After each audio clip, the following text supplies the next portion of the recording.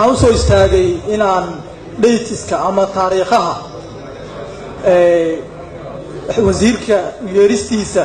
iyo cudurdaarkiisa iyo kalfadhiga maantay baarlamaanka taariikhahoodan rabaa inaan wax ka caddeeyo. taariikhda koobaad waxay tahay wasiirka waxaan loo yeeray 26 bishii Luulyo wuxuuna soo cudur daartay sida aad hadda halkan ka akhrisay ku qoran 27 bishii Luulyo oo ah maalinta xigtay. waxaa iga su'aala haddii wasiirku uu cudur daartay uu arrimo caafimaad u cudur daartay lana ogaa inuu cudur daartay oo guddoonka ogaayeen maxaa baarlamaanka loogu yeeray maanta ilaan wasiirka waa cudur daartay 4 maalin ka hor. waa mahadsantihiin. mudane guddoomiye waxaan qaatay point of order waxaan ka qaatay point of order kaas rulingkaagii wixii aad nagu guddoomisay oo ah dood inay furanto. ajandaheena maantay oo aan ansixinay wuxuu ahaa su'aal wadareed in wasiir la weydiiyo oraaheed su'aal oraaheed in la weydiiyo wasiirkii ma joogo su'aalna ma dhici doonto. doodan aad noo furtay ee ajandaha aan ku jirin halkay ku socotaa. baarlamaanku inuu iska doodo ma aha fadhi ku diri ma fadhino. ajandan ansixinay ajanduhu wuxuu ahaa su'aal oraaheed inaan muxuu ahaa ay weydiino. kursigii wasiirka waa bannaan yahay. isla goobta waxaad noogu sheegtay wasiirkii in uusan suuragal ahayn joogo caafimaad ku maqan yahay sida uu wasiirku soo qoray. mar hadday sidaas tahay doodan furantay magaca loo bixiyo magacay leedahay inaan ogaano waayo guddoomiye. waa mahadsantahay. ma joojin karto waa inaad noo qabataa shirki afhayeenaan nahay wixii dhibaanada ay rabaan waanu yeelna haddii badankooda saas ay yidhahda hase yeeshee waxaa weeyaan xafiiska waxaa u yimid guddoonka in oo magaciisii uu codsaday wasiirka qalliin isha ah inuu aadaayo oo muddo 3 bilood sugayey saa daraaddeedna uusan iman karin maalinta axadda ah. wuxuu codsaday inuu yimaado 11 agoosto inuu ka jawaabo wixii su'aalaha golaha ay qabaan. marka cudurdaarkaasi ma ka ogoshihiin oo dib ma u dhignaa taasaan iga weydiistay. waa intaa dee arrintaa weeyaan ogolaashi ma haddii ay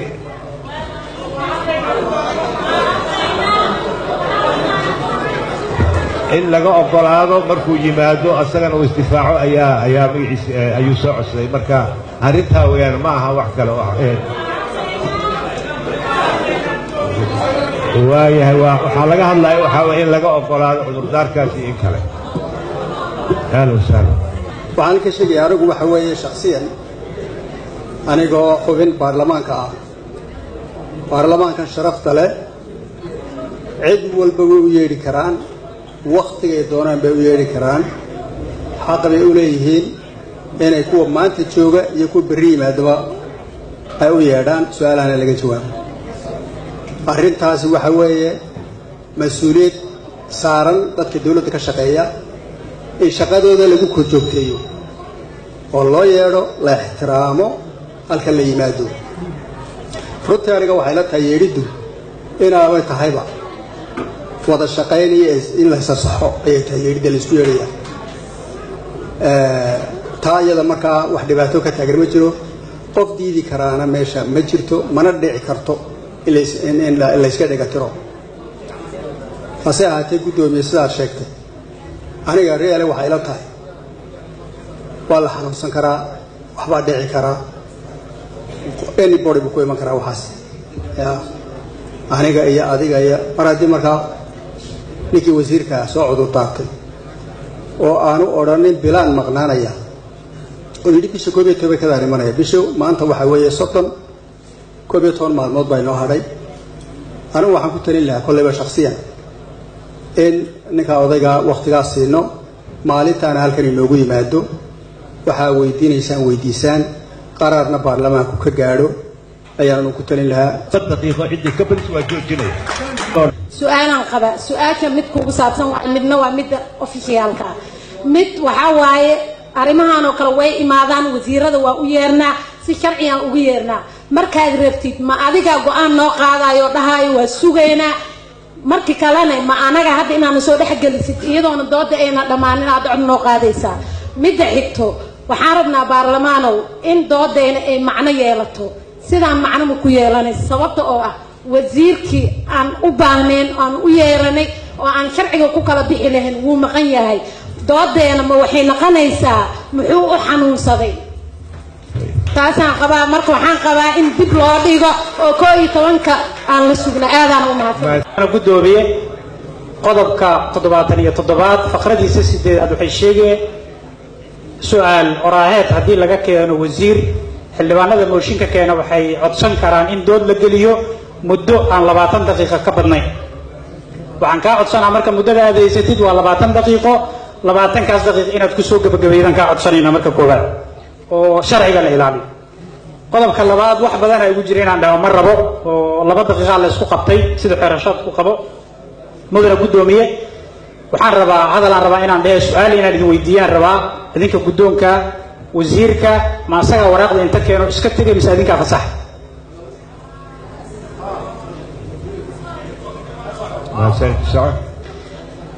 haddii idinka aadna fasaxin mudane gudoomiye sida ku xusan qodobka 69aad faqradiisa labaad xarafkiisa C u yeerida ra'iisul wasaaraha xubnaha golaha wasiirada gudoomiyaasha gudiyada qaranka iyo xafiisyada madaxa bannaan mas'uul kasta oo loo yeero ee imaan waaya waxay golaha shacabku xaq u leeyihiin inay xilkiisa dib u eegis ku sameeyaan sidaas daraaddeed mudane gudoomiye waxaan codsanaynaa wasiirka wuxuu u gafay baarlamaanka wuxuu u gafay dastuurka in cod la geliyo lagana laabta mas'uuliyaddii kalsoonida xildhibaanadu siiyaan codsanaa golaha baarlamaanka saasaan ka codsanaa waa mahadsan xildhibaan maxamed cumar dalxa mudane gudoomiye aniga waxaan rabaa inaan ka abaaro arrimahan murugsan meel xoogaa haddaan isdhihi karo waxa haddii marka hore ay dawo leeyihiin waxaa fiican meeshay ku habboon tahay in meeshii ay mudnayd inay maraan waxaan ognahay ajandaha waxaa sameeya guddoonka iyo guddiga joogtada awood waxaa jirtay intaanan baarlamaanka la keenin oo ajanda laga soo dhigin hadduu cudurdaarka jiro in baarlamaankaba ajandahaas aan lagu soo darin oo idinka aad xallisaan annaga haddaad khamiista noo yeertaan haddana aad dib u dhigtaan arbacada haddana kale waa noo yeeri kartaan ajandahana idinku gacantiina ku jiray doodaana hadda ma dhalateen oo meesha hadda ka socoto mar walibana baarlamaanka waxaan maqli jiray dad iyo dawladba deganaanshay ku fiican yihiin soomaalidana kaada badan haloo gogol badiyan ayadaa laga hayaa inuu hadduu u gafay saaxiibkeena wasiirka baarlamaanka inuu markay u yartay apologize inuu ka bixiyo wixii uu yirayna gudoomiye waa wax adiga mas'uuliyaddeeda ay ku saaran tahay oo wax baarlamaanka aanan ka mudnayn inuu yiraahdo waa laga fiican yahay wasiirka xurmuu mudan yahay baarlamaankana xurmuu mudan yahay in lees xurmeeyayna ku wanaagsan tahay shaqada labada dhinac ee ka kala socota annaga waxaan qabnaa haddii digniin la heli karo oo xukuumaddana wasiirka khaladka uu sameeyey la ogeysiin karo prime ministerkiisa khaladka uu wasiirka iyo waxa laga sheegayo ee twitter la soo dhigay ila leeyahay in arrintaasi marka uu horeyso si wada shaqaynteena aynan u halaabin annaga iyo xukuumaddana saameyn ugu yeelanin in digniin loo gudbiyo oo wasiirka wuxuu sameeyey khaladaadkeeda tan kalena iibaa kooyaas uu yiri ninkii waalna waxaa soo noqnoqotay su'aal baa soo noqnoqotay su'aashaasina jawaab bay u baahantay waxa weeye codsiga cudurdaarka ah ma ka aqbasheen idinku su'aal ah baan aad loogu soo noqotay xildhibaanada sharafta leh waxaad ogtihiin haddaanu cudurdaarka aanu aqbalnay inaanan maanta oo axada idiin yeedhnayn oo aysan maalin shir ahayn ayaad ogtihiin wasiirka saaxiibkeen ah waa la talinay waxaanu kula talinay guddoomiyuhu isagoo ku-xigeenadiisa la tashanaya wuxuu ku yidhi wasiir waa inaad timaadaa shirka axaduna ma baaqanayo waxaan kuu sheegaynaa annagu kuma fasaxi karna waa inaad timaadaa wasiirkuna ma uusan iman saas awgeed idinkay idin taallaa inaad fasaxdaan iyo inaad aan fasaxin wasalaamu calaykum waraxmatullahi wabarakaatu waxaan kaloo rabaa inaan micnaha codkayga aan ku daro walaaca ay muujiyeen xildhibaanada tobanka ah ee u yeeray wasiirka xaqna ay u leeyihiin dastuurkana ay ku taagan yihiin anu maalinta ayaan la kowsaday 26kii mooshinka halkan laga qoraayay runtii kama hadlin kama eegin sharci ma yahay mise ma aha laakiin waxaan ka eegay dhinaca maamulkaan ka eegahay 26ka mooshin la keenay guddoonku uu ku dhuftay miiska uu leeyahay 29ka ha yimaado xogaa waa ila muuqan weyse in ay dhinaca maamul ahaan ay macquul tahay oo waxaa habboonayd baan qabaa in wasiirka inta warqad loo qoro la yidhaahdo baarlamaanku mooshinka ayay kaa keeneen timetablekaaga iyo schedulekaaga iyo wakhtigaaga na soo wargeli kadibna wakhti micnaha la siiyo oo loogu yeero ma dhicin wariya dhammaantii 26kii arrintii ahayd wasiirku waxaa naloo sheegay inuu 27kii soo jeediyey inuusan imaan karin arrimaha caafimaad awgeed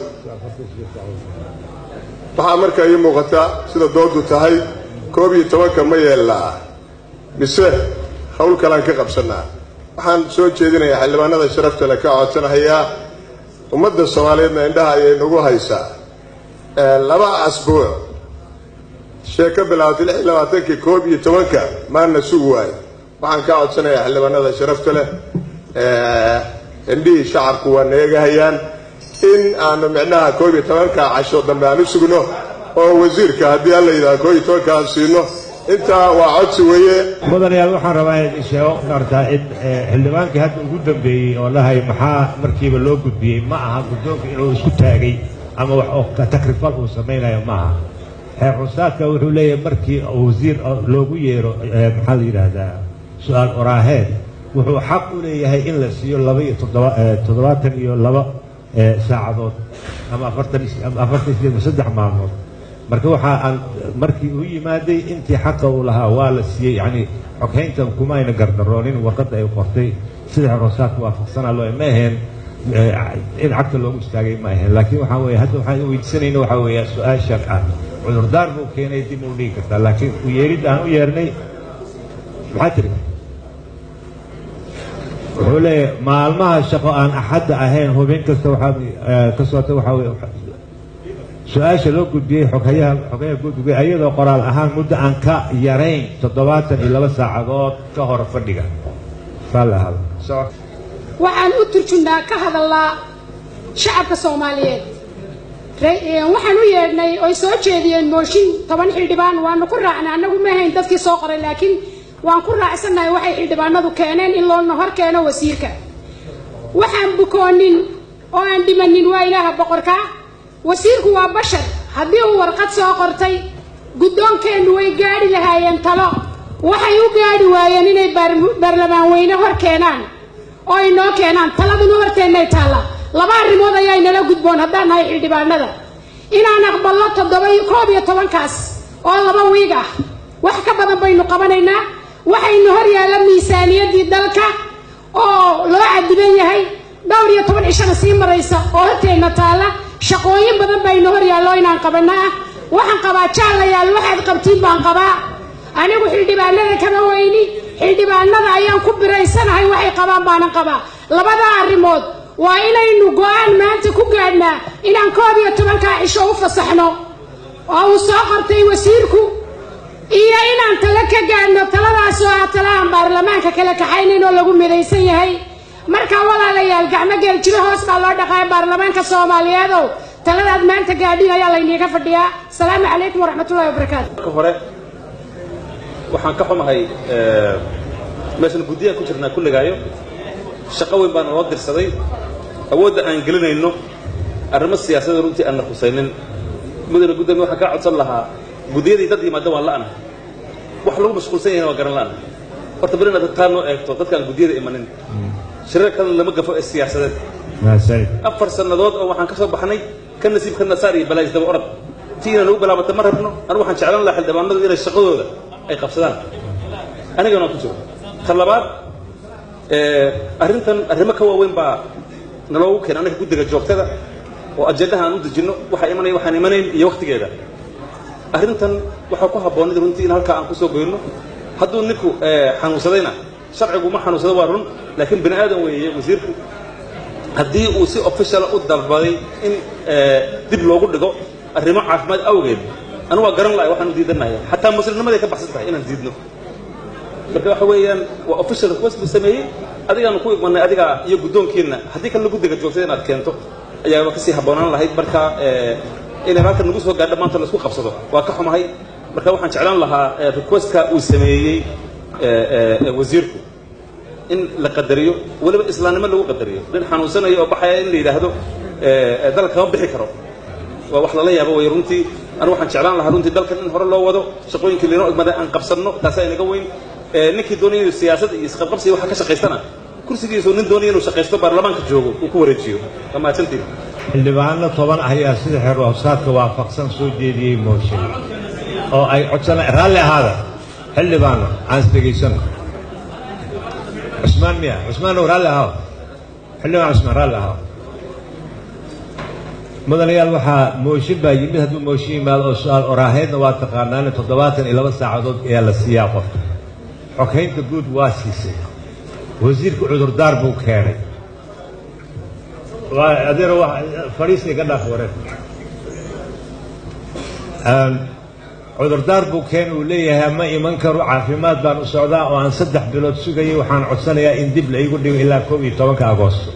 mudanayaal waa is ognahay idinka fadhin weyne haddaan dib u dhigi lahayn hadda go'aanka gaari lahayn idinka fadhin weyne oo yiraahdeen ilaa waxaan rabnaa guddoomiye in la keeno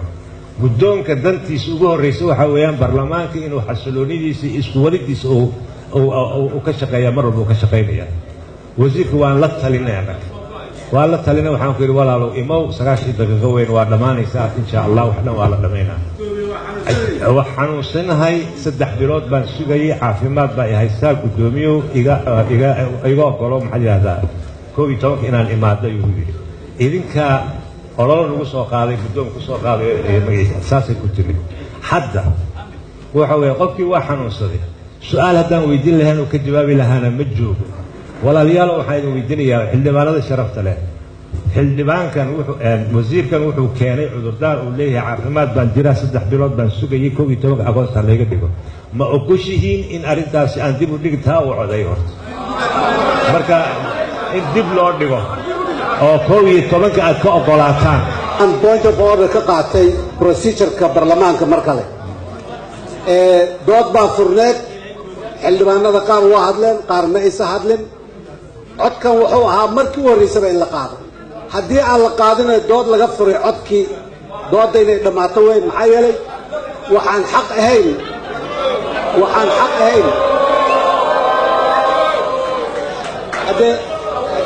fursadiisa sii raalli ahaada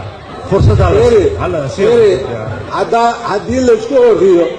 aniga cod dheer haysta hadda mamnuuc waaye marka wariska hal joojiyo wax fiican maaha ma toos u gal orada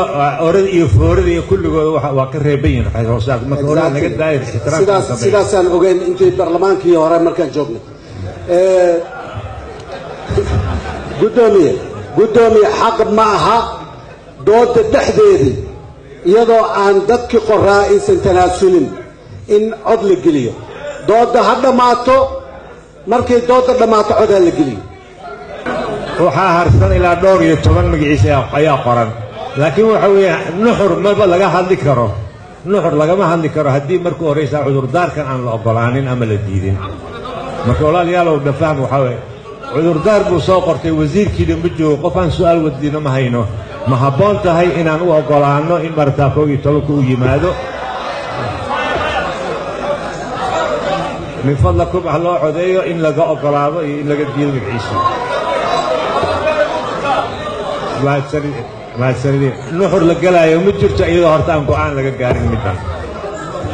وهي أنت أقول إن مرتا دبل سا أقول إن وزيرك أرنت وصعد صدي أنسى عيتايو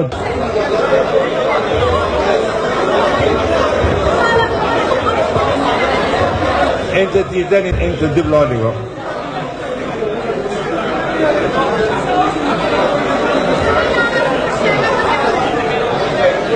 soo qortay inaad ogolaataan wasiirka inuu yimaado 12 Agoosto